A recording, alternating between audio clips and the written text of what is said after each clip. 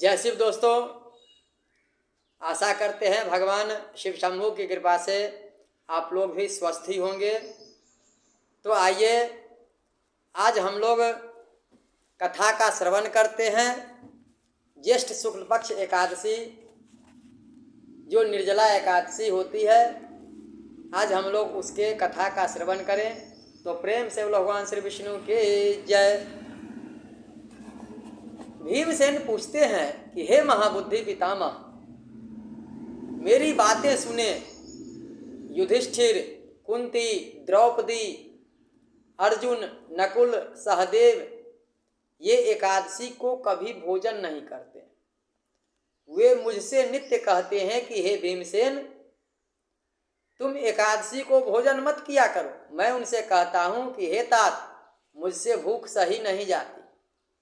मैं दान करूँगा और विधि पूर्वक केशव का पूजन करूँगा, परंतु बिना उपवास किए एकादशी के व्रत का फल कैसे मिले।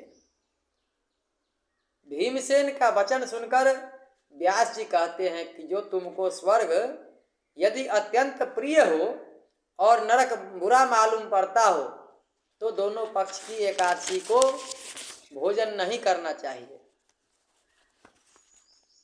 भीमसेन कहते हैं, हे महाबुद्धि पितामह, मैं आपसे कहता हूँ, यदि एक बार भोजन करने से मुझसे रहा नहीं जाता, फिर उपवास मैं कैसे करूँगा।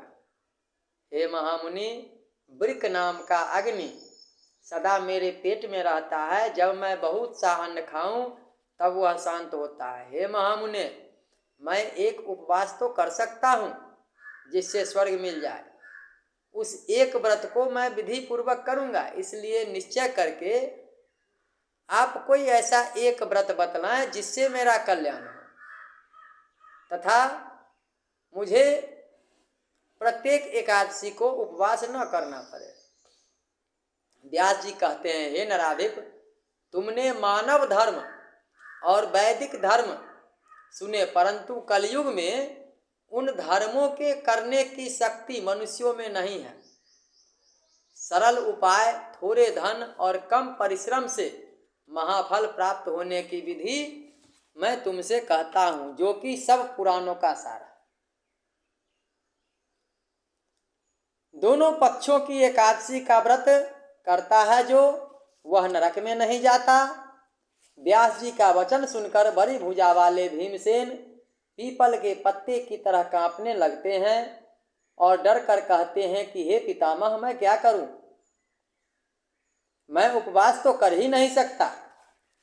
इसलिए हे प्रभु, बहुत फलदायक एक ही यदि कोई व्रत हो तो मुझसे कहिए। व्यास जी कहते हैं कि वृक व मिथुन के सूर्य में, व्यास जी इस पर भीमसेन को बतलाते हैं कि वृक्ष या मिथुन राशि का जब सूर्य हो, ज्येष्ठ मास के शुक्ल पक्ष की जो एकादशी है, उसका यत्न पूर्वक निर्जल उपवास करना चाहिए। स्नान और आचमन में जल का निषेध नहीं है। मासे भर सुवर्ण का दाना जिसमें डूब जाए, उतना ही जल आचमन के लिए भी बतलाया गया है। वही शरीर को पवित्र करने वाला है। गौ के कान की तरह हाथ करके मांसे भर जल पीना चाहिए। उससे थोड़ा या अधिक जल पीने से मदिरा पीने के समान होता है। और कुछ न खाए, नहीं तो व्रत भंग हो जाता है। एकादशी के सूर्योदय से दूसरे दिन के सूर्योदय तक जलपान न करे। ऐसा करने से 12 महीने की एकादशी का फल उसको बिना यत्न के ही मिल जाता है। फिर द्वादशी को सवेरे निर्मल जल में स्नान करके ब्राह्मणों के लिए जल और सुवर्ण का दान करें। फिर व्रत करने वाला कृत्य होकर ब्राह्मणों के सहित भोजन करे। हे भीमसेन, इस प्रकार व्रत करने से जो मनुष्य को पुण्य होता है उसको सुनो। साल भर में जितनी एकादशियां होती है, उसका फल मात्र इस एकादशी के व्रत को करने से मनुष्य को प्राप्त होता है। इसमें संदेह नहीं है। शंख चक्र गदाधारी कृष्ण भगवान ने मुझसे कहा है कि सब धर्मों को छोड़कर मेरी शरण में आ जाओ। एकादशी को निराहार रहने से मनुष्य सब पापों से छूट जाता है। कलयुग में द्रव्य दान से शुद्धि नहीं है, स्मार्त संस्कार से भी सद्गति प्राप्त नहीं होती। इस दुष्ट कलयुग में वैदिक धर्म भी कहाँ है। हे वायुपुत्र, बार बार विशेष क्या कहूँ। दोनों पक्ष की एकादशी में मनुष्य को चाहिए कि भोजन न करे। ज्येष्ठ के शुक्ल पक्ष की एकादशी में जल भी वर्जित है। हे वृकोदर, इसका व्रत करने से जो फल मिलता है उसे सुनो। सब तीर्थों में जो पुण्य होता है और सब दान करने से जो फल होता है, हे वृकोदर, वह फल इस एकादशी का व्रत करने से मिल जाता है। साल भर में शुक्ल पक्ष और कृष्ण पक्ष की जितनी एकादशियां हैं उनका उपवास करने से धन धान्य बल आयु पुत्र आरोग्य सभी मिलते हैं। वे सब इस एकादशी के व्रत करने से मिल जाते हैं। हे नरव्याघ्र, मैं तुमसे सत्य कहता हूँ कि इसका व्रत करने से बड़े शरीर वाले भयंकर काले पीले रंग के दंड पासधारी यम के दूत उसके पास नहीं आते, बल्कि पीताम्बरधारी हाथ में चक्र लिए हुए सुंदर विष्णु के पार्षद उसके पास आते हैं। अंत समय में उस मनुष्य को विष्णु लोक में ले जाते हैं। इसलिए यत्न पूर्वक निर्जल व्रत करना चाहिए। फिर जलदान और गोदान करने से मनुष्य सब पापों से छूट जाता है। हे जन्मेजय, इसको सुनकर पांडवों ने इस व्रत को किया। उसी दिन से भीमसेन ने इस निर्जला एकादशी का व्रत किया। तभी से इसका नाम भीमसेनी विख्यात हो गया। हे भूपाल, उसी प्रकार सब पापों को दूर करने के लिए तुम भी यत्नपूर्वक इसका व्रत और भगवान की पूजा करो। हे अनंत, हे देवेश, मैं आज आपका निर्जल व्रत करूंगा और दूसरे दिन भोजन करूंगा। इस मंत्र को पढ़कर सब पापों को दूर करने के लिए इंद्रियों को वश में करके श्रद्धा पूर्वक व्रत को करें। स्त्री अथवा पुरुष का सुमेरु व मंद्राचल पर्वत के समान भी यदि कोई पाप हो तो एकादशी के प्रभाव से भस्म हो जाता है। हे नराधिप, जलदान और गोदान न कर सके तो कलश में वस्त्र लपेटकर सुवर्ण का दान करना चाहिए। जो कोई उसमें जल का नियम करता है उसको हर एक प्रहर में करोड़ों फल प्राप्त होता है।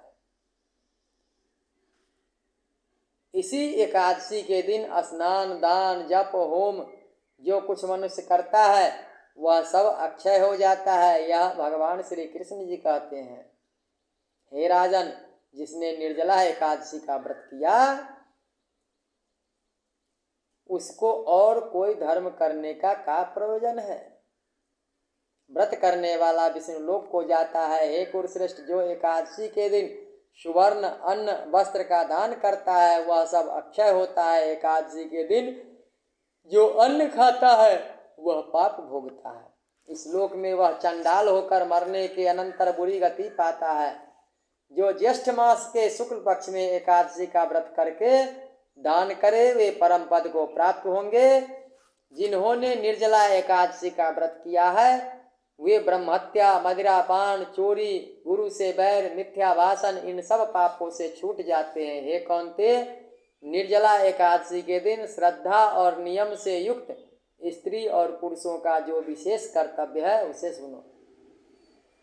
जलसाई भगवान का पूजन करे और गोदान करे अथवा घृत धेनु का दान करे। हे धर्मधारियों में श्रेष्ठ, अनेक तरह के मिष्ठान्न और दक्षिणा देकर ब्राह्मण को प्रसन्न करे। ब्राह्मणों के प्रसन्न होने से मोक्ष देने वाले भगवान भी प्रसन्न हो जाते हैं। जिन्होंने इसका व्रत नहीं किया उन मनुष्यों ने आत्मा से द्रोह किया है। वे पापी दुराचारी और दुष्ट, निसंदेह उनके सैकड़ों कुल दुराचारी हो जाते हैं। और जिन मनुष्यों ने शांति पूर्वक दान तथा भगवान का पूजन किया है उन्होंने अपने समेत 100 पीढ़ी के पूर्वजों को विष्णु लोक भेज दिया। जो कोई उपवास करके रात्रि में जागरण करते हैं और निर्जला के दिन अन्न जल गौ वस्त्र सज्जा आसन कमंडलु छत्र पादत्राण इनका सुपात्र को दान देते हैं वे सोने के विमानों में बैठकर स्वर्गलोक को जाते हैं। जो कोई